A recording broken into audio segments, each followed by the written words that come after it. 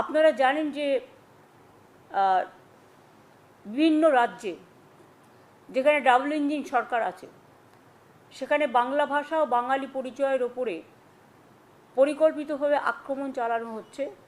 কেউ বাংলায় কথা বললে তাকে অপরাধী হিসেবে চিহ্নিত করা হচ্ছে, তাকে কোথাও বাংলাদেশে পুশ করে দেওয়া হচ্ছে, কোথাও জেলে ঢুকিয়ে দেওয়া হচ্ছে, কোথাও থানায় নিয়ে গিয়ে হ্যারাস করা হচ্ছে এবং বাংলা ভাষার কথা বলার জন্য এখনও পর্যন্ত হেনস্থার শিকার হয়েছে প্রায় 22 লক্ষ পরিযায়ী শ্রমিক ও তাদের পরিবার, এদের মধ্যে ম্যাক্সিমাম।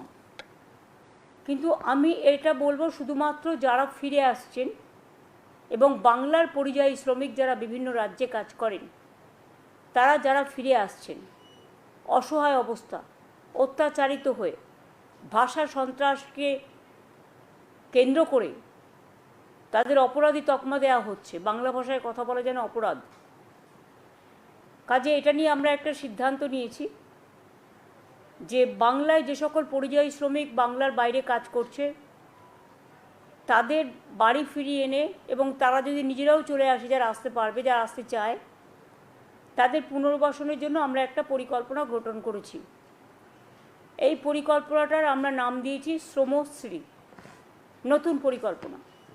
এই প্রকল্পের মূল উদ্দেশ্য পরিযায়ী শ্রমিকদের বাংলায় ফিরিয়ে আনা এবং তাদের জীবিকার জন্য নিজের পায়ে দাঁড়ানোর জন্য সাহায্য করা।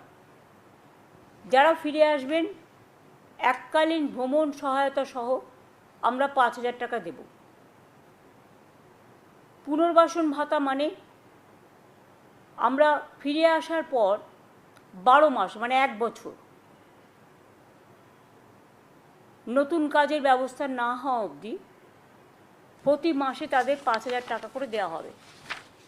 এইটা বলার জন্য আজকে ক্যাবিনেটে এটা পাস হয়েছে। এই স্কিমটা it's a new scheme. Time to time মানুষকে সহযোগিতা করার জন্য, বিশেষ করে অসহায় মানুষ, অবহেলিত মানুষ, অত্যাচারিত মানুষ, যারা দুর্যোগের শিকার হন, দুর্ভোগের শিকার হন, তাদের এই সাহায্যগুলো করা হয়।